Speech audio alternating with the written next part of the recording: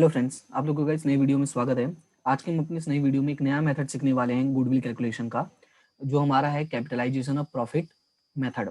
इसके पहले मैंने 3 मेथड्स बता दी हैं। अगर आप लोगों ने वो वीडियो देखा है तो बहुत अच्छी बात, और नहीं देखा तो उन वीडियो को जरूर देखना, क्योंकि ये मेथड करने से पहले आपको इसके पहले वाला मेथड पता होना बहुत जरूरी है। और उसमें जो मैंने स्टोरी बताई थी तो वो तो खास करके, क्योंकि वो स्टोरी मैंने कहा था वो स्टोरी आने वाले 3 मेथड्स को एक साथ लिंक करे, यानी पहली जो हमने पढ़ी, दूसरी ये, और एक वो जो हम अभी नेक्स्ट वीडियो में पढ़ने वाले हैं। ठीक है, तो आप उस वीडियो को जरूर देखना। और अगर आप चैनल पर पहली बार हो तो चैनल को सब्सक्राइब जरूर करना, और अगर आप पहले से सब्सक्राइबर हो हमारे तो थैंक यू सो मच। ठीक है, तो अभी हम स्टार्ट करते हैं। इसका सबसे पहले देखो, यहाँ पे कुछ फॉर्मेट लिखा हुआ है, यानी फॉर्मूला लिखा हुआ है। इसमें टोटल 5 पॉइंट है। आपको याद होगा मैंने पिछले वाला जो वीडियो अपलोड किया था गूगल का सुपर प्रॉफिट मेथड का, उसमें मैंने 6 स्टेप्स बताए थे, और उन 6 स्टेप्स की मैंने एक छोटी सी कहानी बताई थी। तो वही छोटी सी कहानी यहाँ पर भी अप्लाई होगी, लेकिन वो कहानी मैं अभी शॉर्ट में बताऊंगा। ठीक है, सबसे पहले मैंने क्या कहा था, हमें कहा था कि हमें कहीं पैसे इन्वेस्टमेंट करने पड़ते हैं। ठीक है, मैंने कहा था हमें कहीं पैसे इन्वेस्टमेंट करने पड़ते हैं, और फिर मार्केट में एक बात चलती है कि नॉर्मली इन्वेस्टमेंट करने के बाद तुम कितने पैसे कमा सकते हो। ठीक है, एक चर्चा चलती है ना, जिसको हम क्या नाम देते हैं यहाँ पे, एक्सपेक्टेड रेट ऑफ रिटर्न। ठीक है, उसके बाद देखो, उसके ये तो है तुम्हारा एक्सपेक्टेड रेट ऑफ रिटर्न, और जो थर्ड पॉइंट होता है इस वाली मेथड में, यानी capitalisation of profit method, third में होगा आपका एवरेज प्रॉफिट। एवरेज प्रॉफिट का मतलब ये हुआ कि आपने एक्चुअल में कितना कमाया। अब देखो, पिछले और इस मेथड में डिफरेंस क्या है, वही हमें समझना है कि यहाँ और वहां पे अंतर क्या है।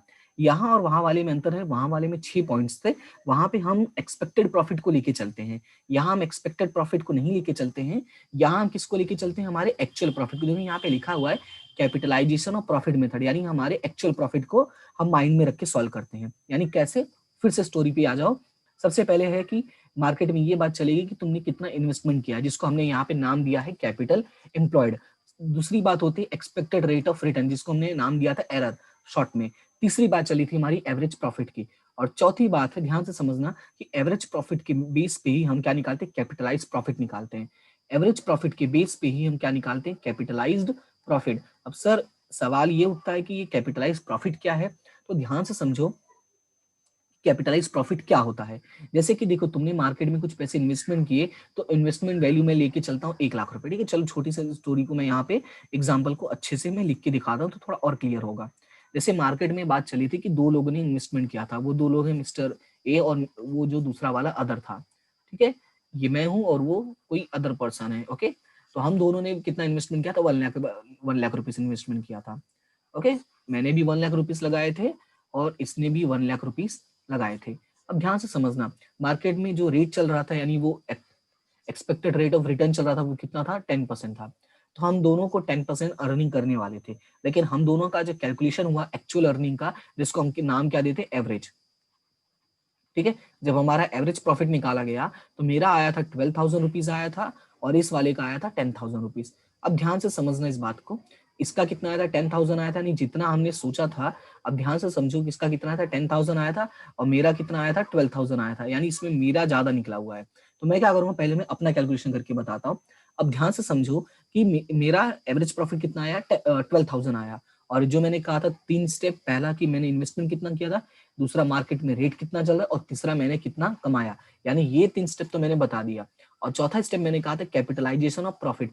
कैपिटलाइजेशन ऑफ प्रॉफिट का मतलब ये होता है कि मैं कितने पैसे लगाने पे कितने पैसे कमा सकता हूँ।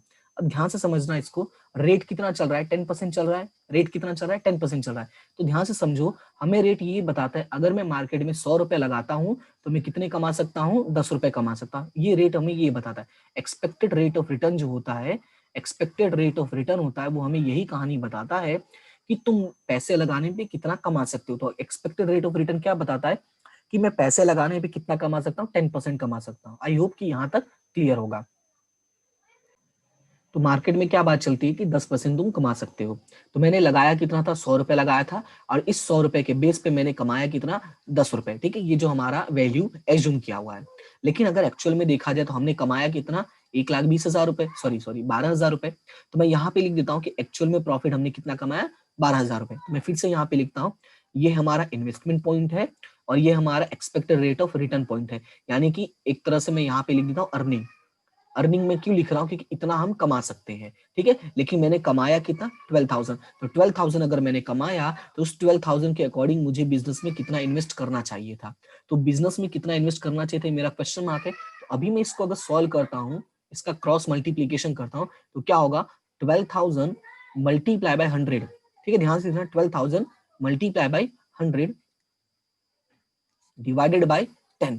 तो ये कितना निकला, देखो यहाँ पे एक जीरो कैंसिल कर दिया, तो ये कितना आ गया, 1,20,000 आ गया।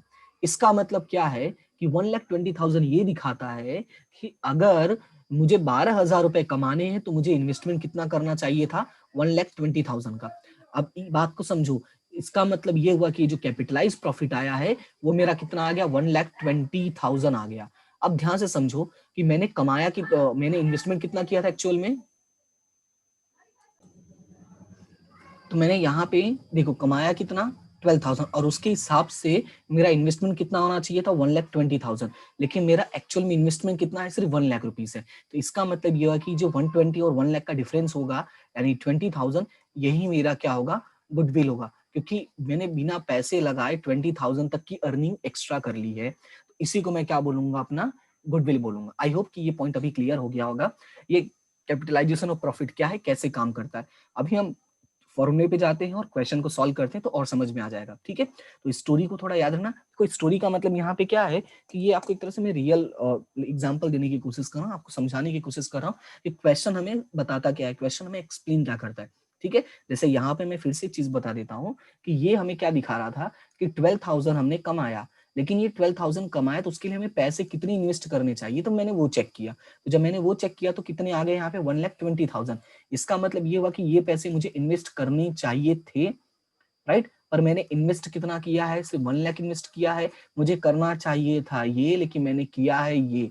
तुम्हें दिख रहा होगा जो मुझे करना चाहिए था और जो मैंने किया है उसके बीच पे डिफरेंस कितना है, और जो डिफरेंस है उसी को हम नाम क्या देंगे, 5वां पॉइंट, गुडविल, ठीक है। आई होप कि अभी ये पॉइंट क्लियर हो गया होगा।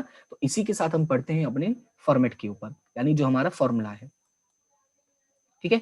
तो फॉर्मूला यहाँ पे देखो क्या कहता है। सबसे पहले मैंने क्या कहा था कि हमें इन्वेस्टमेंट फाइंड आउट करना था। तो इन्वेस्टमेंट का मैंने नाम यहाँ पे क्या दिया हुआ है, कैपिटल एम्प्लॉयड, यानी हमने बिजनेस में कितने पैसे इन्वेस्ट किए हैं, that will be known as a capital employed. और मैंने कहा था इसको एक और नाम हम देते हैं, वो क्या होता है, नेट एसेट्स का नाम देते हैं, ठीक है।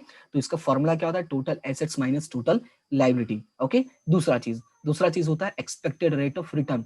एक्सपेक्टेड रेट ऑफ रिटर्न जो है वो नॉर्मली क्वेश्चन में हमें क्या होता है, गिवन होता है। और मैंने एक्सपेक्टेड रेट ऑफ रिटर्न का मतलब भी आपको समझा दिया गया कि ये एक्सपेक्टेड रेट ऑफ रिटर्न क्या डिनोट करता है, ठीक है। अब उसके बाद थर्ड पॉइंट है हमारा एवरेज प्रॉफिट। क्या है हमारा थर्ड पॉइंट, एवरेज प्रॉफिट, ठीक है। ये हमने जो एक्चुअल में अर्निंग की है वो है। अब इसी के बेस पे हम निकालते हैं कैपिटलाइज्ड प्रॉफिट। याद रखना, हम जो फोर्थ पॉइंट हमारा होता है वो थर्ड और 2 के बेस पर होता है। तो याद रखने के लिए तुम ऐसे कर सकते हो 3 डिवाइडेड बाई 2, ठीक है। याद रखने के लिए कर सकते हो 3 divided by 2, okay. Average profit divided by expected rate of return multiply by 100। I hope कि ये पॉइंट क्लियर होगा। अब उसके बाद नेक्स्ट होता है गुडविल। गुडविल कैसे होगा, गुडविल इज इक्वल टू क्या होगा, goodwill is equal to capitalise profit minus capital employed. Capitalise profit यानी ये जो निकलेगा वो, और उसमें से माइनस क्या करना है, कैपिटल एम्प्लॉयड, यानी जो इन्वेस्टमेंट करना चाहिए था, जो इन्वेस्टमेंट किया, उन दोनों का जो डिफरेंस होगा वही हमारा क्या बन जाएगा, गुडविल बन जाएगा। आई होप कि ये पॉइंट क्लियर है। और अगर ये फॉर्मूला तुम कभी भूल जाते हो तो जो मैंने तरीका शॉर्ट वाला बताया है उस तरीके को भी इस्तेमाल कर सकते हो, फॉर्मूला अपने आप बन जाएगा। कैसे, मैं वो तुम्हें दिखा देता हूँ, ठीक है, ओके। तो यहाँ पे ये पूरा फॉर्मेट है, इसको अच्छे से लिख लेना, इसको एक बार लर्न कर लेना। और हो सके तो मैं देखो 2 ही लाइन का है, ज्यादा बड़ा फॉर्मेट नहीं है। तो आई होप कि इसको तुम याद कर लोगे कि एवरेज प्रॉफिट के divided by expected rate of return. अगर इसको और याद रखना है तो कैसे, हम इसके प्रॉफिट के बेस पे निकाल रहे हैं कि हमारा कैपिटल कितना होना चाहिए। तो प्रॉफिट के बेस पे अगर हम कैपिटल निकाल रहे हैं तो प्रॉफिट का मतलब हम हमेशा किसको लेंगे, एक्चुअल प्रॉफिट को, यानी जो हमारा एवरेज प्रॉफिट है असली वाला। और एक्सपेक्टेड रेट ऑफ रिटर्न को लेंगे, क्योंकि इसी के बेस पे है ना निकालेंगे कि कैपिटल हमारा कितना होना चाहिए। क्योंकि होना चाहिए का मतलब क्या, एक्सपेक्टेशन की बात हो रही है, ठीक है। तो ऐसे कुछ भी दिमाग में ऐसे फिट करके तुम इसको याद रख सकते हो, ओके। तो अभी हम बढ़ते हैं अपने क्वेश्चन की तरफ, और क्वेश्चन में इन सब चीजों को अप्लाई करने की कोशिश करते हैं। क्वेश्चन में क्या लिखा हुआ है, from the following information of Manoj and Harish firm determine the value of goodwill by the capitalised average profit method. क्या बोला है, कैपिटलाइज्ड एवरेज प्रॉफिट मेथड, ठीक है। अब यहाँ पे ईयर है और प्रॉफिट दिया हुआ, ईयर में क्या है, 12, 13, 13, 14, 14, 15, 16, 15, 16, 16, 17, 5 साल दिया हुआ है, ठीक है। और उन 5 साल के सामने प्रॉफिट दिया हुआ है 90,000, 1 लाख, 110, 130 एंड 150। अगर आप ध्यान से इस क्वेश्चन में देखते हो तो प्रॉफिट जो हमारा वो 90 है, फिर 1 है, फिर 110 है, फिर 130 है, फिर 150 है। तो अगर ध्यान से देखोगे तो प्रॉफिट जो है वो कंटिन्यू इंक्रीज हो रहा है, ठीक है। कितना इंक्रीज हो रहा है उससे मतलब नहीं है, बट कंटिन्यू क्या हो रहा है, कुछ ना कुछ एडिशन हो ही रहा है। अगर कुछ ना कुछ एडिशन हो रहा है, कंटिन्यू इंक्रीज हो रहा है, तो याद होगा मैंने कहा था कि जब प्रॉफिट कंटिन्यू इंक्रीज हो तो हमें कौन सा मेथड यूज करना होता है, एवरेज यूज करना होता है, लेकिन कौन सा, वेटेड एवरेज मेथड, ठीक है। कौन सा, weighted average profit method. I hope कि ये चीजें आपको याद होंगी और आप लोगों ने उसके लिए मेरा पुराना वीडियो जरूर देखा होगा, ताकि ये सारी देखो छोटी छोटी चीजें होती हैं जो अक्सर कंफ्यूज क्रिएट कर देती, तो बेटर है कि आप उन चीजों को साथ में लेके चलते रहो, ठीक है। तो हम लोग स्टार्ट करते हैं, आगे आगे इन्फॉर्मेशन देखते हैं, आगे क्या दिया हुआ है। आगे दिया हुआ एडिशनल इन्फॉर्मेशन। एडिशनल इन्फॉर्मेशन में assets of business 13,40,000, liabilities of business 3,40,000, normal expected rate of return. याद रखना कभी कभी इसको नॉर्मल रेट भी बोल देते हैं, तो normal expected rate of return कितना है हमारा यहाँ पे, एक्सपेक्टेड रेट ऑफ रिटर्न कितना है हमारा यहाँ पे 10%, ये लिखा हुआ है इज 10%, ठीक है। तो अभी हमारा जो फॉर्मेट है उस फॉर्मेट को ही हम अप्लाई करते हैं। सबसे पहले फॉर्मेट में क्या लिखा हुआ है, सबसे पहले लिखा हुआ है कैपिटल एम्प्लॉयड। तो याद होगा मैंने कहा था कैसे करना है तुम लोगों को, मैंने कहा था यहाँ पे ऐसे स्टेप नंबर 1, स्टेप नंबर 2, और मैंने कहा था ऐसे छोटी सी लाइन ड्रॉ कर लेना, ठीक है। अब स्टेप नंबर 1 में क्या है, कैपिटल एम्प्लॉयड हमें निकालना है। कैपिटल एम्प्लॉयड मैं शॉर्ट में ही लिखूंगा, लेकिन तुम्हें पूरा फॉर्मेट में देखो मैंने पूरा जैसे लिखा वैसे ही लिखना है। ये मैं सॉल्यूशन बता रहा हूँ, दैट्स व्हाई मैं शॉर्ट में बता रहा हूँ। तो कैपिटल एम्प्लॉयड क्या है, सबसे पहले हम क्या लिखते हैं, total assets minus total liability. हम क्या लिखेंगे, total assets minus total liability. अब टोटल एसेट्स कितना है हमारा वो देख लो, तो टोटल एसेट्स हमारा 13,40,000, हमारा टोटल एसेट्स कितना 13,40,000, और हमारा टोटल लायबिलिटी कितना 3,40,000। आई होप कितना समझ में आ गया होगा। और इन दोनों को माइनस करोगे तो यहाँ पे कैपिटल एम्प्लॉयड कितना आ जाएगा, 10 लाख रुपीज आ जाएगा। तो ये हमारा क्या हो गया, फर्स्ट स्टेप कंप्लीट हो गया। तो फर्स्ट स्टेप कंप्लीट हो गया तो मैं यहाँ पे से लाइन ड्रॉ कर देता हूँ। उसके बाद बढ़ते हैं हम अपने सेकंड स्टेप की तरफ। तो सेकंड स्टेप हमारा क्या करता है, expected rate of return. Second step हमारा क्या कहता है, एक्सपेक्टेड रेट ऑफ रिटर्न। देखो ऐसे स्टेप फटाफट तुम्हें याद करने पड़ेंगे, और याद करने के मैंने तरीके भी समझा दिए हैं, ठीक है। दूसरा स्टेप हमारा क्या है, एक्सपेक्टेड रेट ऑफ रिटर्न। तो यहाँ पे मैं लिख देता हूं एरर, शॉर्ट में क्या लिखता हूं मैं, एरर, और ये कितना है 10% है। उसके बाद तीसरा चीज क्या कहता है, तीसरा चीज कहता है हमारा स्टेप नंबर 3 जो है वो क्या कहता है, एवरेज प्रॉफिट। हमारा क्या कहता है, एवरेज प्रॉफिट। अब देखो एक चीज और याद रखना कि एग्जाम में जब भी ये क्वेश्चन सॉल्व करना तो हमेशा ऐसे सिस्टमेटिक वे में ही सॉल्व करना, ऐसे लाइन ड्रॉ कर लेना स्टेप 1 स्टेप 2, और पूरा वैल्यू अच्छे से दिखाना। इससे क्या होगा, आपका गुड इंप्रेशन एग्जामिनर के मन में बैठ जाएगा, ओके। और जो छोटी मोटी अगर नेगेटिव चीजें आती हैं बड़े क्वेश्चंस में तो वो आपको इग्नोर कर देंगे, क्योंकि ये क्या है 4 मार्क्स के छोटे क्वेश्चन है। तो बड़े क्वेश्चंस में अगर थोड़ी बहुत गलतियां होती हैं, थियरी पोर्शन में अगर आप थोड़ा बहुत कम ज्यादा लिखते हो तो भी वो वहां पे आपको इग्नोर कर देंगे, ठीक है। ये सारी चीजें बेनिफिट होती हैं कि कहीं का बेनिफिट हमें कहीं मिल जाता है, ठीक है। तो ये चीजें याद रखना। अब हम बढ़ते हैं एवरेज प्रॉफिट की तरफ। तो एवरेज प्रॉफिट में सबसे पहले हम क्या लिखते हैं, याद होगा आपको स्टेप, सबसे पहले ईयर लिखेंगे, क्योंकि कौन सा मेथड यूज करना है, वेटेड एवरेज मेथड यूज करना है। सर कैसे पता चलेगा वेटेड एवरेज मेथड है, तो अगर प्रॉफिट कंटिन्यू इंक्रीज हो रहा है तो वो कौन सा मेथड कहलाता है, वेटेड एवरेज मेथड, ठीक है। तो ये मेथड हम यूज करेंगे। तो उसमें मैंने कॉलम्स कुछ बनाए थे, मैंने कहा था ईयर बनाना होता है, उसके बाद हमें प्रॉफिट का कॉलम बनाना होता है, फिर मैंने कहा था वेट का कॉलम बनाना होता है, और उसके बाद मैंने कहा था वेटेड प्रॉफिट का, याद होगा अगर, तो मैंने कहा था वेटेड प्रॉफिट का, ठीक है। तो यहाँ पे मैं लिख देता हूँ वेटेड प्रॉफिट। पेन चेंज कर लेता हूँ थोड़ा, तो लाइन ड्रॉ करता हूँ मैं, 1 2 3। थोड़ा सा जो मेरी लाइनें हैं वो टेढ़ी हैं क्योंकि विदाउट स्केल है, तो ये सारी चीजें आपको ध्यान रखनी है कि आपकी लाइनें टेढ़ी नहीं होनी चाहिए। उसके लिए आप क्या यूज करते हैं, स्केल, प्रॉपर स्केल यूज कर लेना, ठीक है। तो 2012, 13, 13, 14, 14, 15, 15, 16 एंड 16, 17, ठीक है। तो 12, 13 का प्रॉफिट कितना है, 90,000, 110, सॉरी पहले 1 लाख है, ठीक है, 1 लाख है, फिर 1110 है, आई मीन 1,10,000 है, फिर 130 और है 1,50,000, ठीक है। तो ये प्रॉफिट हमने क्या किया, कॉपी पेस्ट कर दिया है ऊपर से ही देख के। देखो 90, 100, 110, I mean 1,10,000, 130 and 50। I hope कि ये सारी चीजें क्लियर है। उसके बाद मैंने कहा था वेट देने के लिए, तो मैंने कहा था हम स्टार्ट किससे करेंगे, 1 से। तो 1 2 3 4 एंड 5। आई होप कि इतनी चीजें क्लियर है। मैंने कहा था वेटेड प्रॉफिट निकालना है, तो ये आपका नंबर 1 होगा, ये आपका नंबर 2 होगा, और वेटेड प्रॉफिट जो होगा वो नंबर 1 एंड नंबर 2 का मल्टीप्लीकेशन होता है। तो इसका मल्टीप्लीकेशन करोगे तो कितना होगा, 90,000, ये कितना हो जाएगा 2 लाख, और ये कितना हो जाएगा 330, और ये कितना हो जाएगा 6, 13 चौका 52 होता है, सॉरी 5 20 एंड 15 25 75 यानी 750। ठीक है, तो इस तरह से आपको कैल्शियम में मल्टीप्लीकेशन कर लेना। ये मैंने डायरेक्टली कर दिया है, बट कहते हैं ना केयरफुल रहो, वो ज्यादा बेटर है। छोटी छोटी चीजें मिस्टेक कर देती हैं, इसलिए इस चीज को थोड़ा याद रखना। अब इसका टोटल अगर करने जाते हो तो इसका टोटल कितना आता है, एक बार हम कैल्शियम में चेक कर लेते हैं फटाफट। तो मैं अपनी कैल्शियम निकाल लेता हूँ, 90 फिर 2 lakh please plus 330 plus 520 plus 750, सारे का टोटल आएगा 18,90,000। कितना आ रहा है, 18,19,000। ठीक है, और ये कितना आएगा आपका 15 आएगा। अब उसके बाद आपको पता है क्या करना है, आपका weighted average profit is equal to, यहाँ पे हो जाएगा टोटल वेटेड प्रॉफिट। क्या होता है, total weighted profit divided by total weight. क्या होता है, टोटल वेट। तो यहाँ पे कितना हो जाएगा, 18,90,000 डिवाइडेड बाय 15। तो 18,90,000 डिवाइडेड बाय 15 करोगे तो ये आएगा 1,26,000। कितना आएगा ये, 1,26,000। तो ये जो हमारी लाइन है इसको मैं और आगे बढ़ा देता हूँ। ठीक है, ये और मैं आगे बढ़ा देता हूँ थोड़ा।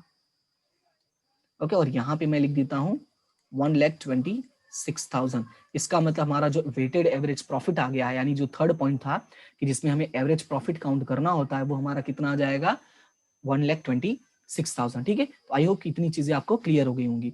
उसके बाद यहाँ पे से लाइन ड्रॉ कर देना, और यहाँ पे ये स्टेप खत्म। और उसके बाद नंबर 4